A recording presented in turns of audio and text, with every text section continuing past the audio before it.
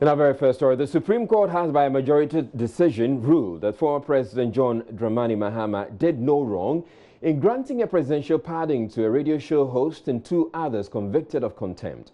The three, popularly known as Montie 3, were handed a 3-month jail term after they were found guilty of contempt. Then President John Mahama, however, remitted their sentences after 3 weeks in custody.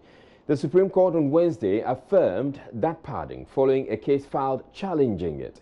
The court has meanwhile set January 16, 2019 to rule on the case challenging the construction of the National Cathedral. There's more in the following report. And so I did exactly what the Constitution said I should do. I referred it to the Council of State, and the Council of State came back to me and recommended that I exercise my powers under 72, not in terms of pardoning them. They remain convicted, and that's what a lot of people do not realize. Then President John Dramani Mahama justifying his decision to pardon Alistair Nelson, Godwin Akogan, and Salifu Mase, who were part of a political talk show on Accra-based Montie FM. Current Executive Secretary at the Office of the President, Nana Santi Bedietuo, together with two other legal practitioners, Eli Kulim Agbemeva and Alfred Yeboah, in 2016, filed the case at the Apex Court challenging the pardon granted the three individuals. One of the reliefs they were seeking was an order directing the three individuals to be rearrested to serve the remainder of the jail term handed them by the Supreme Court. The 7-member panel, by a majority 5-2 decision on Wednesday, held that the president did no wrong in granting the pardon to the three individuals. It stated that the power of the president to grant pardons could not be questioned by the highest court of the land, aside from the fact that that power covers criminal contempt as well. Eli Kulim Agbemeva, one of the plaintiffs in this matter, has been speaking to pressmen about his reaction to the decision of the highest court. I'm a bit disappointed because I was seeking that discretionary power, in this country should be kept, because if somebody has a power and he's going to exercise that power and we don't know the circumstances under which that power could be exercised, then we are deprived of certainty. We don't know how the law works, But obviously, Supreme Court thinks that the old position, which says that subsidiary legislation is not needed in the exercise of discretionary power, it still holds, and we respect that decision. The decision by the court brings an end to the more than a year-old legal dispute. Another case that came before the Supreme Court has to do with the construction of the National Cathedral. Now, the Supreme Court has set January 16th to deliver its judgment in the case. It allowed lawyers in the case to make their closing arguments. Lawyer for the CPP Director of Elections, Dr. Abdul Basit Bamba, made the point that it was important for the Supreme Court to hold that Ghana must at all times be religiously neutral. Deputy AG in his closing argument, however, stated that nothing bars the state from offering such support to religious groups. It remains to be seen what exactly the decision of the court will be, but that will become known on January 16th, 2019. Reporting for Journeys from the Supreme Court, my name is Joseph Akable. Now, the Montie 3 case was highly controversial and dominated the headlines for quite a while. Tonight, we bring you a recap of how it all played out. That was the conversation that started the harsh attack on the justices of Ghana's Superior Court. The exact words cannot be repeated here, but Alistair Nelson, Godwin Akogan, and radio show host Salifu Mase faced contempt charges after threatening the then Chief Justice Georgina Theodora Wood and other justices of Ghana's highest court, the Supreme Court. The three were found guilty of the contempt charges. Nana Atudadze represented them in court. The hosts and the panelists were sentenced to 4 months imprisonment, in addition to 10,000 Ghana cedis fine or a further 1 month imprisonment. Thank you very much. The contemnors were driven to the Insawam prison to begin their sentences. Public opinion around this was split. The final judgment, what I can say is this should be a lesson for us. The advice I'll give to the journalists that they should, because it happened to one of the stations, it can happen to another. Oh man, can you the man but send the nipa to me from and of from some patcho. And don't patch out the say, and then thus emerged.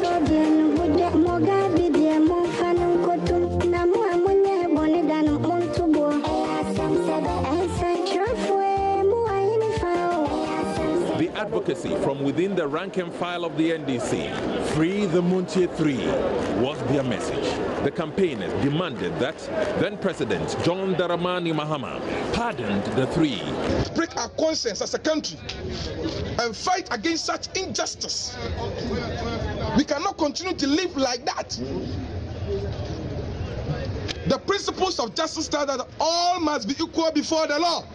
Where is the equality here? It was a big dilemma for a president preparing to seek re-election.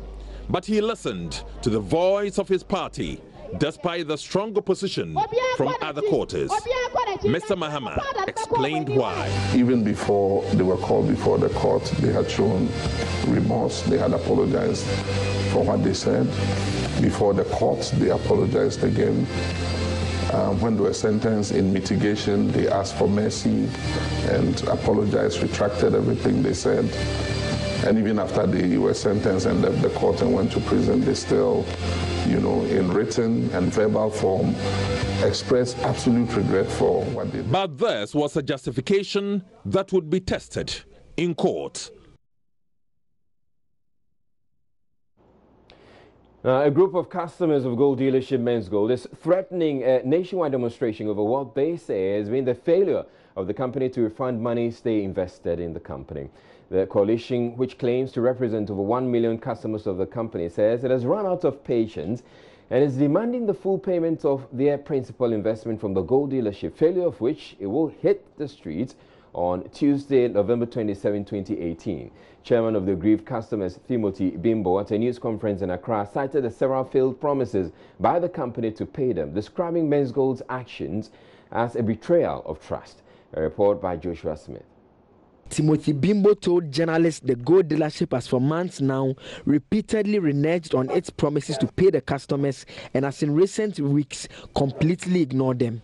All attempts on our part to pursue them to pay back our hard-earned investment to us proved futile. We found out that Menzgold Ghana Limited are only paying mere lip service of their promises and have entirely neglected our concerns, leading to gross breach of our contractual agreement between we, the customers, and Menzgold Ghana Limited. According to him, of the over 1 million customers whose investments are locked up, over 80,000 of them are from Takwa. We, the coalition of aggrieved customers of Menzgold countrywide, are over 1 million customers, by which Takwa stands tall of 80,000 customers. They want the President, National Security and the Peace Council and other stakeholders to intervene and ensure their investments are paid back to them. The actions of Menzgold Ghana Limited is clearly a threat to our human rights and national security and peace.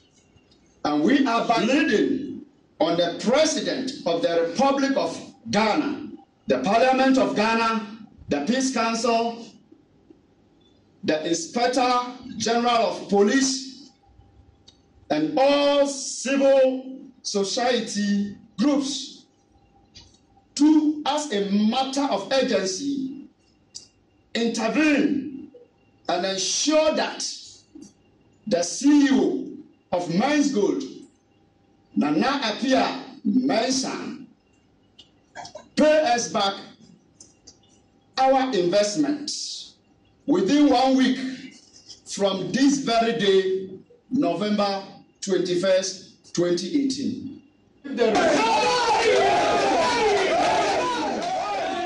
The coalition has meanwhile assured its members it will pursue all means possible, including its legal options if Menzgold Ghana refuses to refund their hard-earned monies.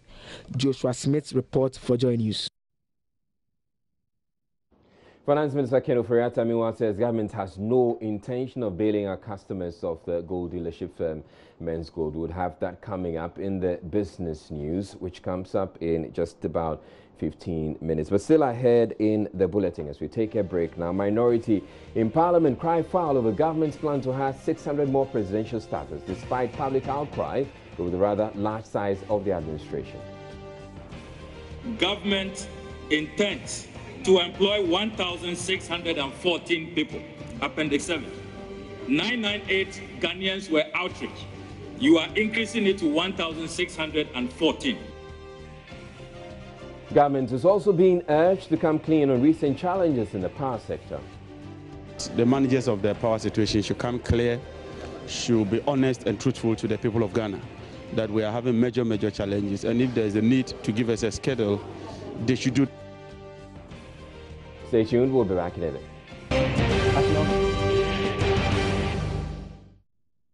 Government has initiated processes to receive the first tranche of the Sino-Hydro infrastructure for bauxite facility.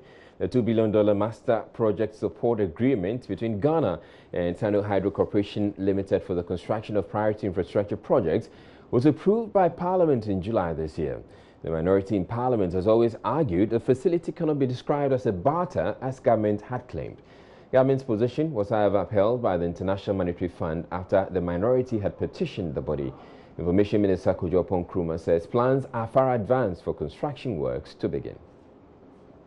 Now, after the initial hurdles were successfully managed, Ghana is now ready to tap into the first tranche of the agreement, which is worth about $649 million. 2 sets of contracts have to this effect been laid before Parliament. The first is what we call the engineering, procurement and construction contracts, or the technical designs, or the EPC contracts. The second is what we call the deferred payment agreements for this first set of contracts. Parliament's Finance Committee is scheduled to meet on the agreement at 2 p.m. today, after which meeting the committee's report will be presented to the plenary, hopefully before the end of this month, to pave way for construction work to begin.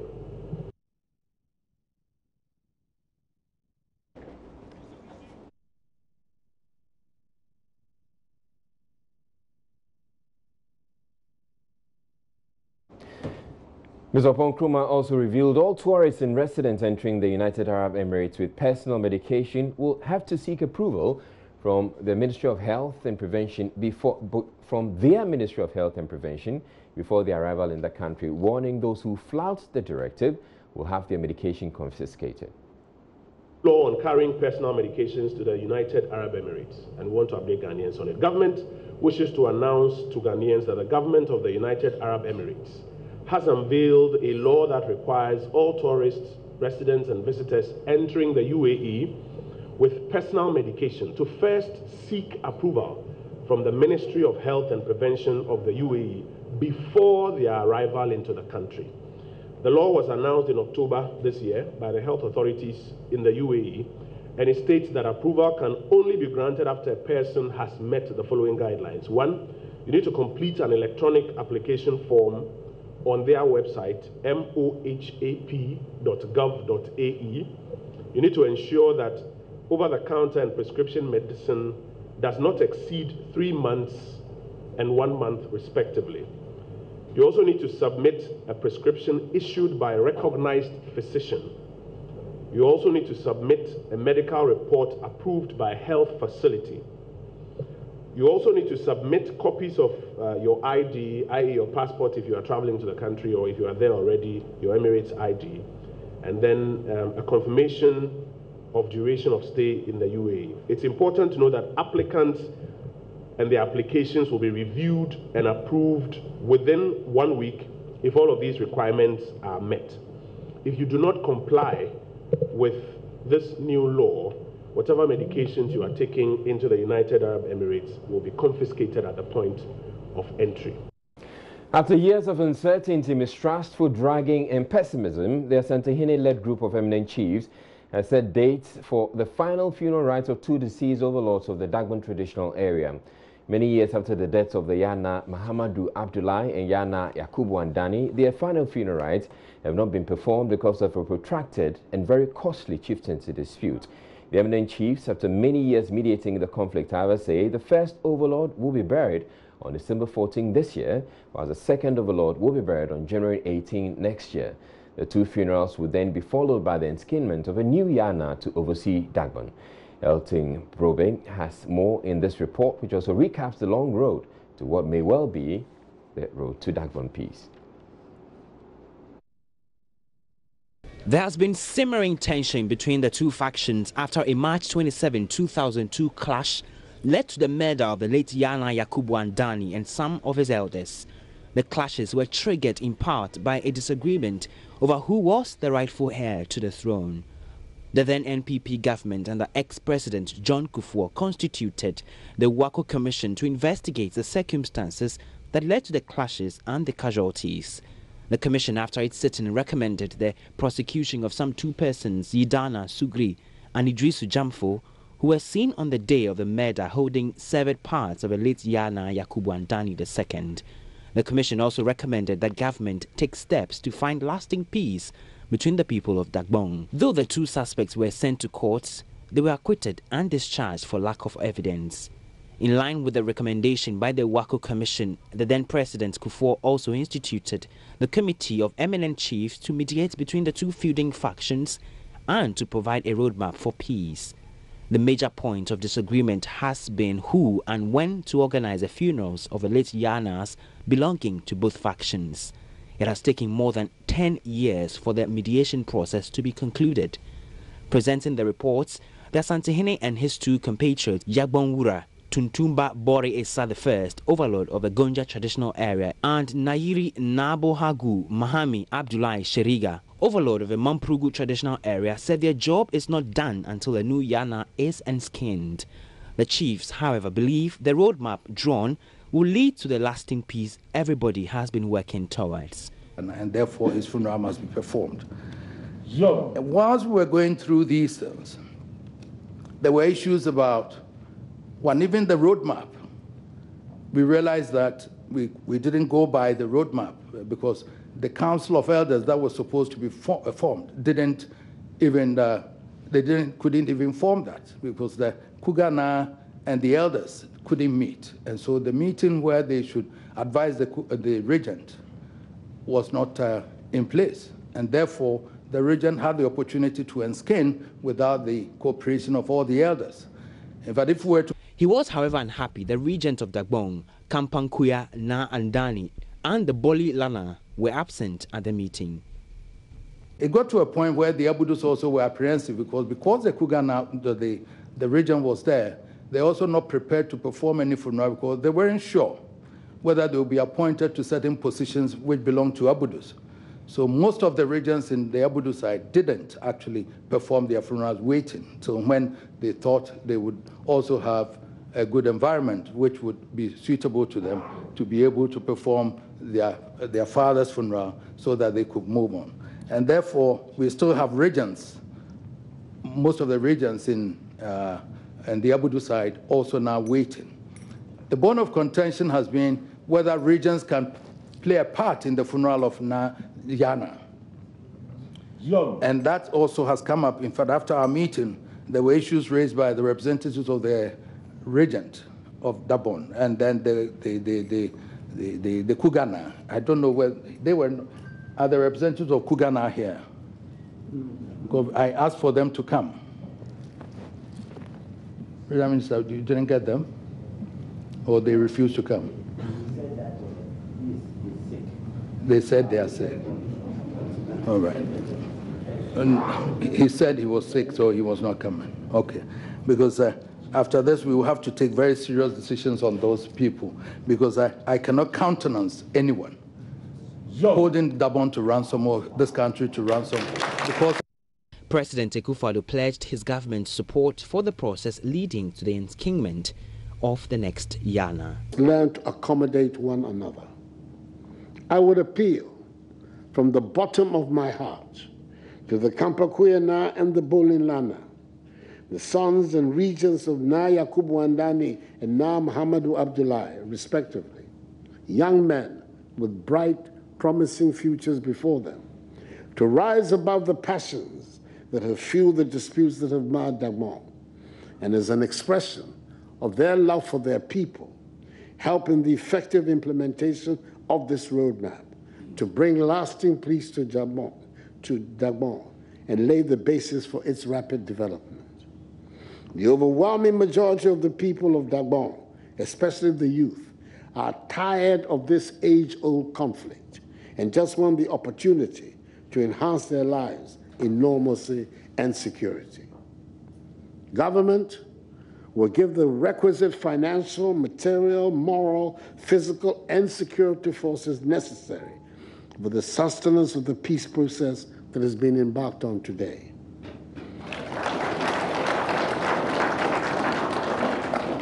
Even though government has already spent a huge amount of money and resources in maintaining peace in Yendi these last 16 years, government will not relent in its determination to help foster again peace and unity in Dagbon.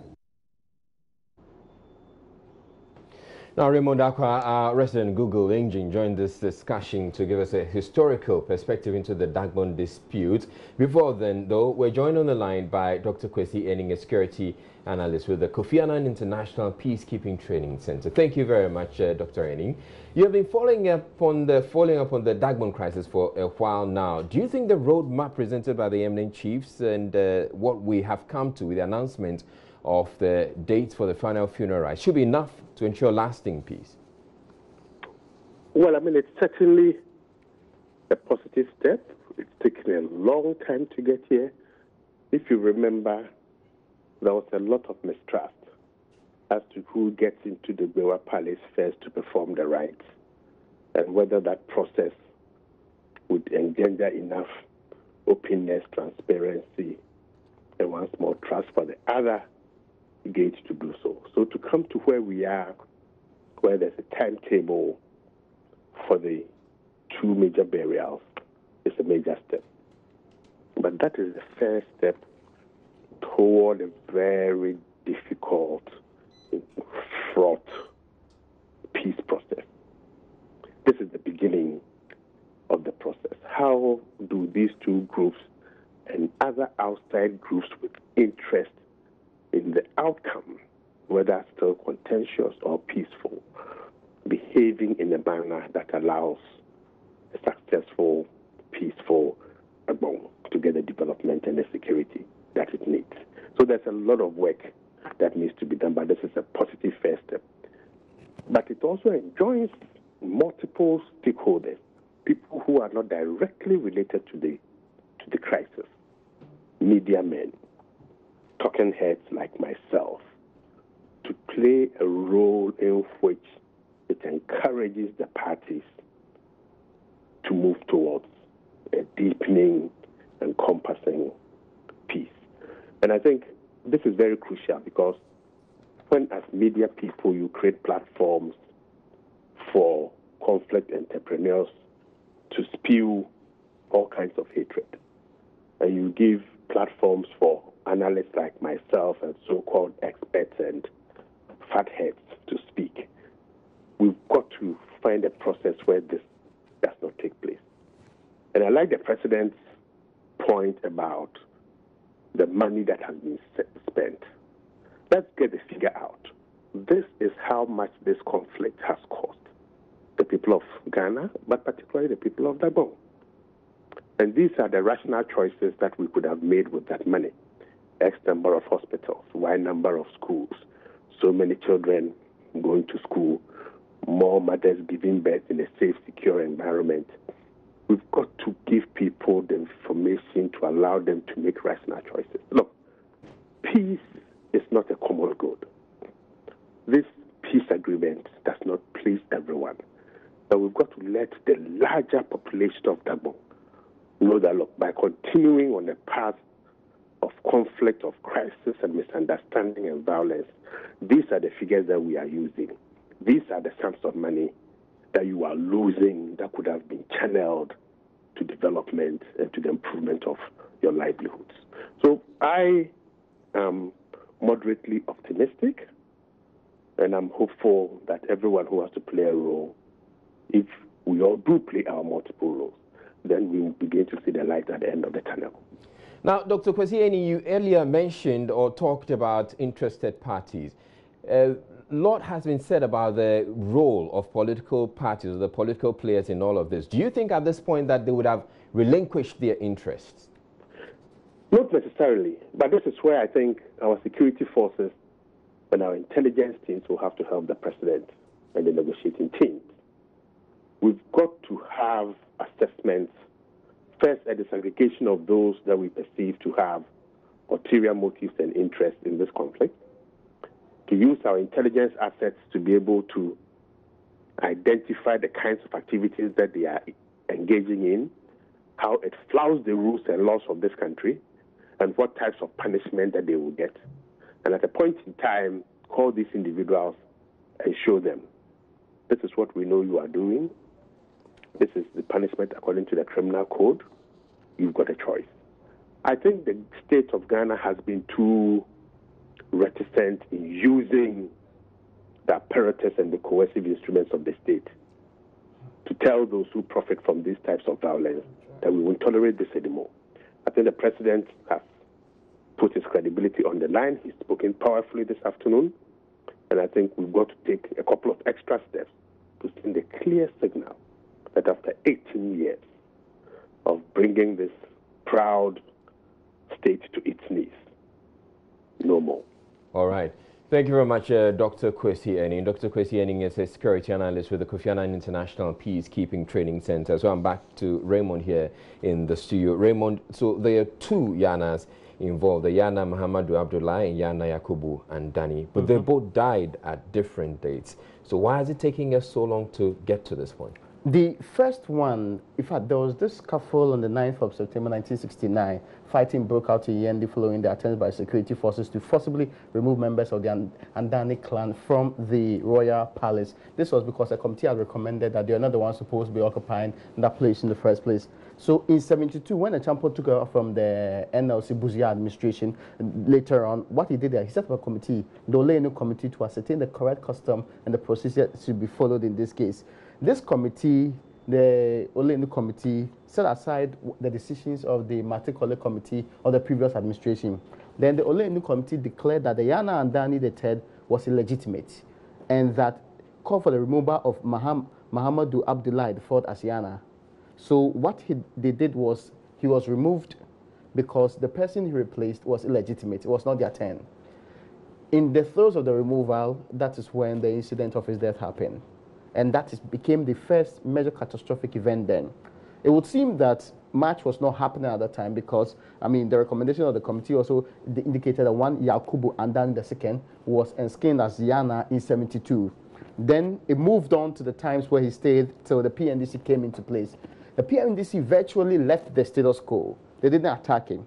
Now, the Supreme Court in 1986 then ruled in favor of the Andani clan and upheld the recommendations of the Loni Committee. Then there was another issue. On March 27, 2002, after days of warning, the understanding was the security on the ground, the BNI then was saying that the people are gathering arms. So after 3 days of fighting between the supporters of both factions, the Yana Yakubu Andani II and 29 others of his supporters who were in the palace at that time were all killed. So this is the second person to have been killed between 2002 and the first incident in 1969. So this is where the main differences are. Now, following public pressure, the government then put together the Minister of Interior resigned, National Security Officer also resigned, Northern Regional Minister resigned, because some of these were belonging to different factions of the same family in this particular case. Then in April 2002, they formed the WACO Commission. Justice WACO was in charge of that particular commission. They did their investigation and they were supposed to identify perpetrators. What they did, that they found several security lapses. They proceeded to say that, well, the death of Yana and then the second was as a result of some of these security lapses, and that they wanted prosecution of 15 people. They named these people, including people who were there. They added another regional minister at the time 2, but he was not prosecuted. In fact, the government accepted the entire report and proceeded to charge the 15 others. Later on, the 10 charges against all of them were actually deemed to have been without basis before court, and the court dismissed the case. So in 2003, the president then constituted, President Kufuor, the same man, constituted the eminent chiefs. And the chiefs you see today, this is when their work started. Now, led by their Asante. Yes. It took them 3 good years to put together their first roadmap to peace. And the interesting part is that it had a 5 strands. 1, the burial of the late Yana Andani II, the installation of the regent of the late king, then the performance of the funeral of the deposed Yana Muhammadu Abdullahi IV. Okay. So this was supposed to be the plan. Then the performance of the funeral of the Yana Yakubu Andani II, and finally the selection and escapement of a Yana for Dagbon. The understanding we have is that until another one is replaced, they can't do the funeral of the previous one. But since who gets to select, who gets to replace, is being contentious, that's why this has not happened. So as we speak, we have gone back to doing 2 of the 5 stanza that we also were supposed to do with. Which would be the funerals. Yes, in this case. So that is where we are as we speak. All right. Thank you very much, Raymond Akwa, for bringing us that historical perspective of this issue, which has been protracted for a really, really long time. We're taking a break here on Joy News Prime. The minority in Parliament is fuming over government's decision to increase the number of presidential staffers from 998 to 1,614. Member of Parliament for North Tongue, Samuel Okujeto-Ablakwa, during debates on the 2019 budget, described as deeply worrying government's plans to recruit 600 more presidential staffers, especially when the Office of the Special Prosecutor is entitled to a maximum of 12 recruits. Appendix 7, page 216. I am deeply, deeply worried about the refusal of President Akufo-Addo's government to listen to the people of this country. When the presidential staffers list of 998 was presented to this House, there was national outrage. Appendix 7, we are informed that the Office of Government Machinery, government intends to employ 1,614 people. Appendix 7. 998 Ghanaians were outraged. You are increasing it to 1,614. And Mr. Speaker, what is even worrying, Mr. Speaker, in that same table, the Office of the Special Prosecutor, they have been given a ceiling to employ only 12 people, only 12. But Mr. Speaker, the Bible says in Deuteronomy 10:16, Moses told the Israelites, don't harden your heart, don't be stubborn. The people of this country are against this obese government. And yet, where we should put our money to fight corruption, to show commitment, only 12. What is even worrying, Mr. Speaker, is that if you look at the allocation to Shraj, there is a decline. Last year, Shraj received 32 million. This year, 31 million, a reduction of 617,351. Mr. Speaker, we cannot continue to pay lip service to the fight against corruption. He also challenged the Vice President, Dr. Mamadou Bawumia, to appear before the House to participate in ongoing debate on the budget statement. Article 111 reads, Mr. Speaker, with your permission, that the Vice President or a minister or deputy minister who is not a member of Parliament shall be entitled to participate in the proceedings of Parliament and shall be accorded all the privileges of a member of Parliament, except that he is not entitled to vote or to hold an office in Parliament, unquote.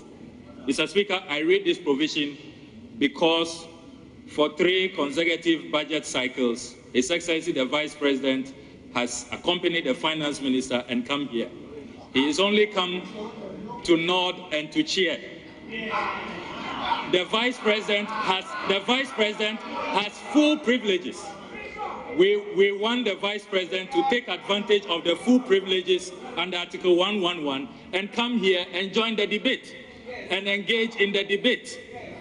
we want the Vice President to participate in the debate. We know that the good people of this country have been looking for him, asking, where is the man with the magic wand? Where are his lectures? We no longer hear him at his lectures. Parliament will not be some haven for him to come and hide. He should not just accompany the finance minister. He should exercise privileges under Article 111 and come participate in the debate. Still in Parliament, former Deputy Power Minister John Jinapor wants government to be candid about the recent power outages across the country. According to him, the explanation by Gridco that the outages are as a result of transmission challenges is not tenable, explaining that there is supposed to be a power reserve margin that can be utilized in times of such shortfalls. Speaking to Joy News' Kwesi Parker-Wilson, the MP observed that the outages are as a result of serious liquidity challenges in the sector. First of all, the IPPs are not being paid what is due them, and the IPPs are owed huge sums of money. And so there's a huge backlog. Indeed, this year alone, ECG projects that they are going to make a loss of about 2 billion Ghana cedi. That is debt that the state or the nation ought to deal with.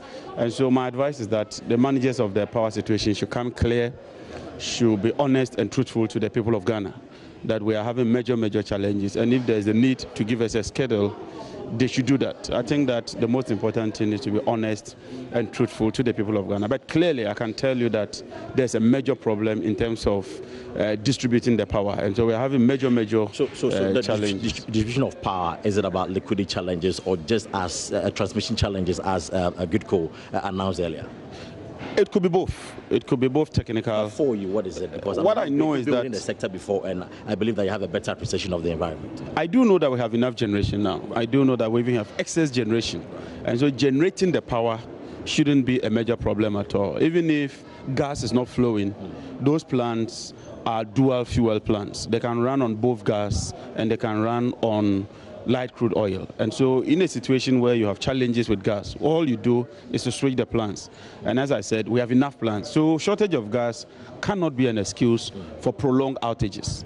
When you don't pay the IPPs, they have a problem generating power to you. And that is what is happening. And that is one of the major problems they are facing. Finally, do you see this challenge aggravating? If government and the managers of the power sector do not take proactive steps, do not take concrete measures to deal with that. The problem we are facing now, major problem, is the financing aspect. They are not able to get the money because the tariff structure is not what it ought to be in terms of its reality.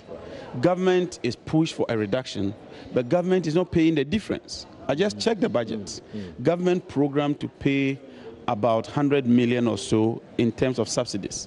Government is paid only 25 million. Out of what it's supposed to pay. And so clearly the monies are not coming.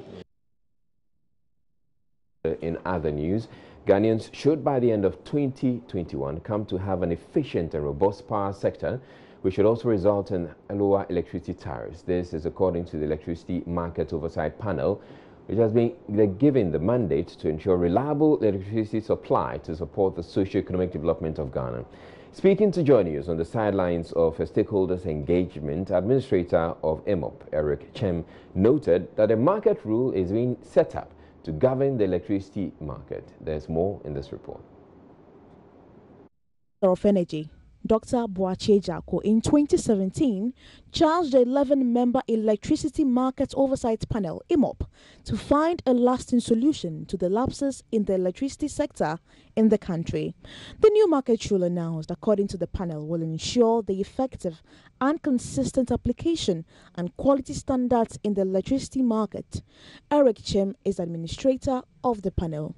When the rules are in place, you know, the ultimate aim of the electricity market is to ensure competition, which will then lead to efficiency in the cost of production of the wholesale suppliers or the utilities.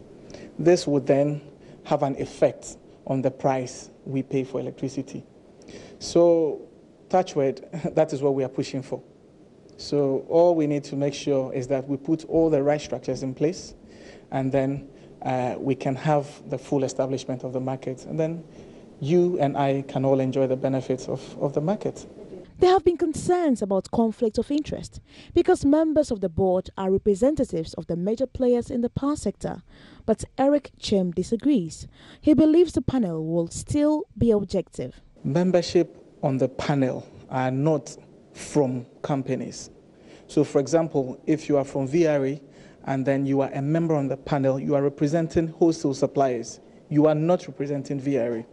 So at that moment, though you have an interest as a VRA, as a company, or as an IPP, your interest at that point should be that of the group you are representing. And basically, that's why they are there, to represent the interest of the larger group. IMOP believes Ghanaians will soon begin to experience the benefits of its work. Nancy MFA Jodosi, Joy News.